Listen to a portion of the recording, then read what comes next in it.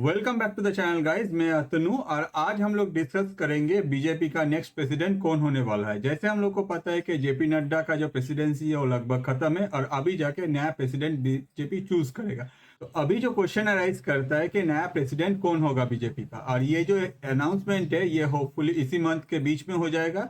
तो मेजर जो क्वेश्चन है वो तीन क्वेश्चन है कि नेक्स्ट बीजेपी का जो प्रेसिडेंट है वो कौन होगा, कब जाके बीजेपी ये अनाउंसमेंट करेगा, और जो प्रेसिडेंट होगा उसके पीछे क्या रीजन है, या फिर वो प्रेसिडेंट होने के वजह से बीजेपी का आगे जाके क्या प्रॉफिट होगा, या फिर बीजेपी को कैसे हेल्प होगा। तो ये सारा जो क्वेश्चन है, ये सारा क्वेश्चन का आंसर आपको इसी वीडियो में मिलने वाला है। तो चलिए शुरू करते हैं आज का वीडियो। पहले हम लोग देख लेते हैं मीडिया इसको लेके क्या बोल रहा है, और उसके बाद जानते हैं कि ये जो प्रेसिडेंट कौन होगा ये कब अनाउंसमेंट होगा। एक्सपेक्टेड है ये जो अनाउंसमेंट है ये मार्च के 21 से 23 के बीच में हो जाएगा, क्योंकि बेंगलुरु में आरएसएस और एबीपीएस का एक मीटिंग होने वाला है जो मार्च 21 से 23 के बीच में होगा। और इस बीच में ही बीजेपी अपना जो नेक्स्ट प्रेसिडेंट होगा बीजेपी का कौन, वो अनाउंस कर देगा। अब ये तो मीडिया का एक्सपेक्टेशन है, आगे एग्जैक्ट अनाउंसमेंट डेट बीजेपी की तरफ से अभी बोला नहीं गया, तो हो सकता है कि ये जो डेट है ये डिफर करे, मगर ये बात तो श्योर है कि इसी मंथ में बीजेपी की तरफ से जो नेक्स्ट प्रेसिडेंट होगा बीजेपी का, वो अनाउंसमेंट जो वो हो जाएगा। अब आते हैं कि नेक्स्ट प्रेसिडेंट कौन होगा। अब नेक्स्ट प्रेसिडेंट कौन होगा ये जानने के लिए हम लोग को पहले जानना पड़ेगा कि ये जो नेक्स्ट प्रेसिडेंट होगा इस दौर में कौन कौन शामिल है। अगर हम लोग देखें, बहुत सारे लीडर्स जो नो डाउट बीजेपी को बहुत सालों से सर्व कर रहे हैं, उन लोगों का नाम हाईलाइटेड है। ऑन द अदर साइड एक और मेजर फैक्टर है, जैसे हम लोग को पता है कि बीजेपी अपना जो इन्फ्लुएंस है वो साउथ इंडिया में ज्यादा बढ़ाना चाहता है। On the other side woman empowerment को भी बीजेपी अपने तरफ से बहुत ही ज्यादा हाईलाइट करने का कोशिश कर रहे हैं। तो ये दोनों फैक्टर को अगर हम लोग एक साथ ऐड कर दे तो हम लोग को देखने को मिलता है कि साउथ इंडिया से बहुत सारे जो फीमेल बीजेपी के वर्कर है वो लोगों का चांसेस भी है। तो एक बार जान लेते हैं कि कौन कौन है इस रेस में जो आगे जाके बीजेपी का प्रेसिडेंट बन सकता है। जो पहला है उनका नाम है आपका जी कृष्ण रेड्डी, जो कि यूनियन मिनिस्टर है फॉर कोल एंड माइंस। इसके अलावा भी डगुबटी पंडेश्वरी है जो कि बीजेपी का करंट आंध्र प्रदेश के जो चीफ है।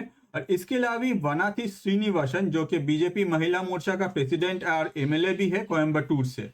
इन सब का जो नाम है ये काफी मीडिया हाईलाइट कर रहे हैं, और चांसेस है कि इनमें से भी कोई बन सकता है आगे जाके बीजेपी का प्रेसिडेंट। सिर्फ यही नहीं, इन लोगों के अलावा भी और भी बहुत सारे नाम मीडिया अपने तरफ से हाईलाइट कर रहे हैं, जिसमें हम लोग अगर देखें धर्मेंद्र प्रधान, विनोद तावड़े और भूपेंद्र जाधव, क्योंकि इन लोगों के पास ऑर्गेनाइजेशन स्किल और टीम वर्क जो एबिलिटी है, ये लोग बहुत साल से बीजेपी को सर्व कर रहे हैं। तो इन सारे का जो नाम है ये मीडिया अपनी तरफ से हाईलाइट कर रहे हैं। ऑन द अदर साइड आप ये सब सुन के बोल ही सकते हैं कि भैया जो दिल्ली का इलेक्शन हुआ उस टाइम भी तो बहुत सारा नाम हाईलाइट हुआ। ऑन द अदर साइड किसी ने सोचा ही नहीं था कि रेखा गुप्ता आगे जाके ऐसे दिल्ली का सीएम बन सकता, और बीजेपी ने अपना डिसीजन से सबको चौंका दिया, जैसे रेखा गुप्ता को बनाया। तो आप कैसे बोल सकते हैं कि इनमें से ही कोई होगा? इनमें से कोई होगा ये मैं नहीं बोल रहा, इन लोगों का चांसेस है। ऑन द अदर साइड एक और नाम है जो काफी हाईलाइटेड हो रहा है, जिनका चांसेस इन लोगों से भी ज्यादा है। तो आप पूछेंगे कौन है वो, या फिर उनका नाम क्या है? उनका नाम है डॉक्टर सुधा यादव। तो अभी आपका जो नेक्स्ट क्वेश्चन होगा कि कौन है ये डॉक्टर सुधा यादव, किंतु क्योंकि अगर हम लोग पास्ट में देखें, इनका जो नाम है बीजेपी में ये उतना ज्यादा हाईलाइटेड नहीं हुआ है कंपेयर टू अदर जो लीडर्स है। तो एक बार जान लेते हैं कि डॉक्टर सुधा यादव कौन है। डॉक्टर सुधा यादव का बॉर्न हुआ था 16 अक्टूबर 1965।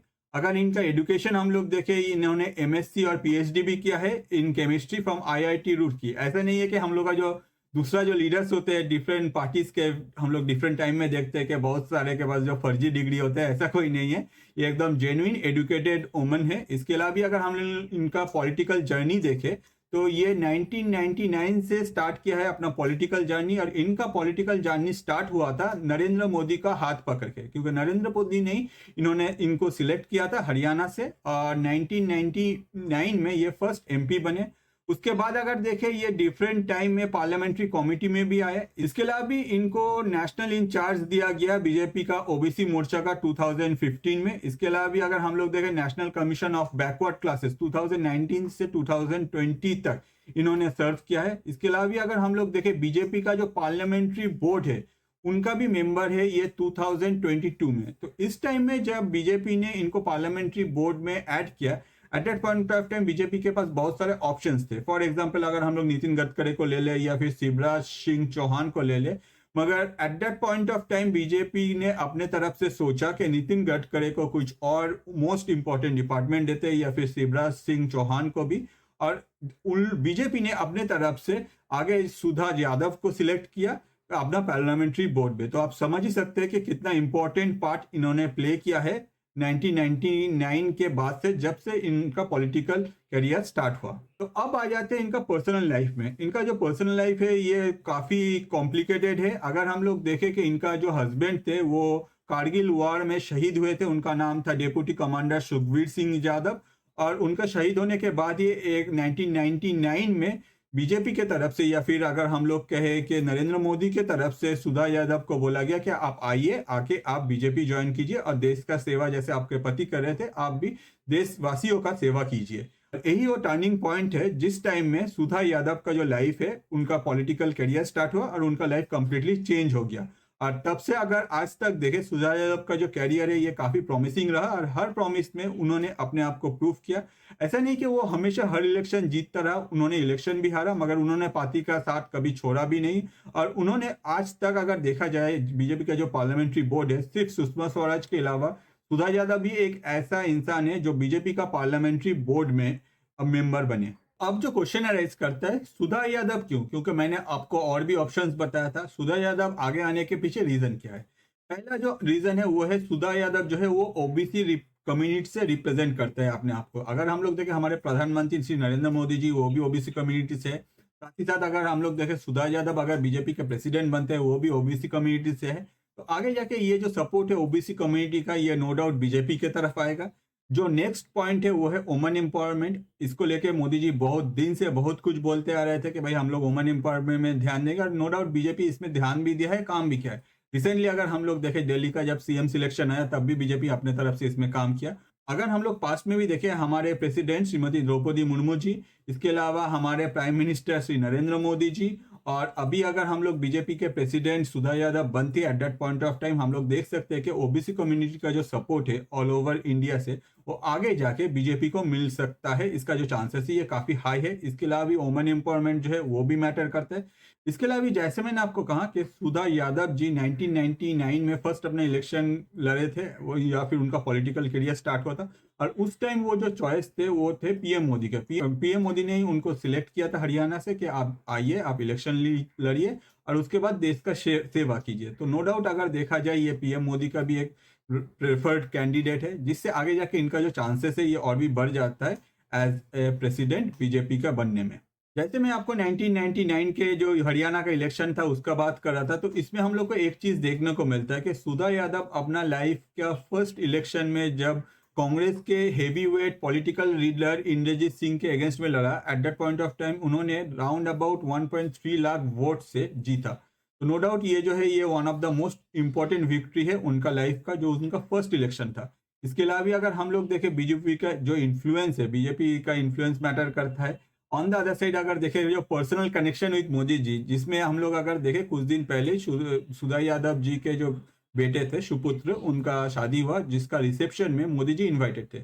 अब आप ये बोल ही सकते हैं कि भैया मोदी जी इन्वाइट को, तो बीजेपी का लीडर है इसलिए तो उसको इन्वाइट करेगा, मगर मैटर करते हैं दूसरा क्या, मोदी जी के तो हर कोई इन्वाइट करता है, मगर मोदी जी किन के रिसेप्शन में जाते हैं या फिर किन के फंक्शंस में जाते हैं वो मैटर करता है। हम लोगों को देखने को मिला मोदी जी उन सुधा यादव के जो बेटे थे उनके जो रिसेप्शन था उसमें गए, वो अटेंड किया। तो इससे हम लोग ये समझ सकते हैं कि आगे जाके चांसेस बहुत हाई है जिसमें सुधा यादव जी बीजेपी के प्रेसिडेंट बन सकते हैं। अब आ जाते हैं अगर आने वाले दिनों में सुधा यादव जी का नाम एज ए बीजेपी प्रेसिडेंट घोषित किया जाता है तो उसका पोस्ट इफेक्ट क्या रहेगा। तो पोस्ट इफेक्ट में हम लोग को सबसे पहले जो देखने को मिलेगा वो है बिहार का इलेक्शन। जैसे हम लोग को पता है कि बिहार में बीजेपी अभी तक जीते नहीं, और बीजेपी जो है वो पलटू राम जी के साथ मिल के अपना जो गवर्नमेंट है वो चला रहा है, और पलटू राम जी का कोई भरोसा नहीं, वो किसी टाइम में भी पलट सकता है। जिसमें बीजेपी को चाहिए कि अपना जो स्ट्रेंथ है या फिर अपना जो टोटल काउंट है वो और भी बढ़ाने के लिए, और इसमें one of the major factor है अगर हम लोग देखें जो एलिट जो वोटर्स है वो लोग मेनली बीजेपी को वोट करता है। On the other side BJP को अगर बिहार में और भी वोट चाहिए तो नो डाउट एक और मैटर करता है, वो है आपका ओबीसी का सपोर्ट। अगर सुधा यादव जी ओबीसी होके एज ए प्रेसिडेंट बन जाती है, eight that point of time जो ओबीसी का सपोर्ट है वो बीजेपी की तरफ आएगा।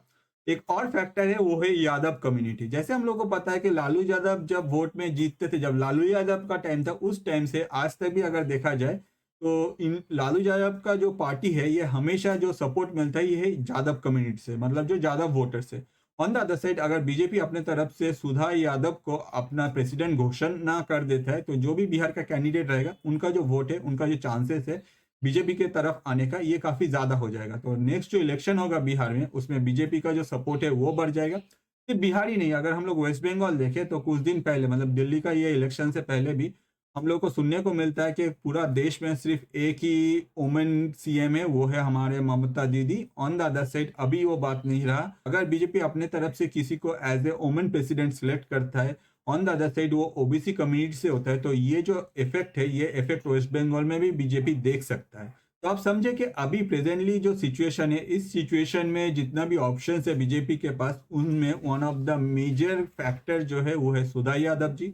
अगर सुधा यादव जी को आगे बीजेपी प्रेसिडेंट घोषणा करता है तो नो डाउट ये वन ऑफ द बीजेपी के तरफ एक बहुत ही एक पॉजिटिव मूव होगा, जिसमें जो वुमेन एम्पावरमेंट है वो हाईलाइटेड होगा, जो ओबीसी ग्रुप है उनको भी और भी आगे ले जाया जाएगा। इसके अलावा भी अगर हम लोग देखें जो यादव कम्युनिटी है बिहार के, उन लोग का सपोर्ट मिलेगा, या फिर हम लोग एक्सपेक्ट ही कर सकते हैं कि पूरा इंडिया में जितना भी ओबीसी ग्रुप है उन लोग का जो सपोर्ट है वो बीजेपी के तरफ एक और नेक्स्ट स्टेप में आ जाएगा।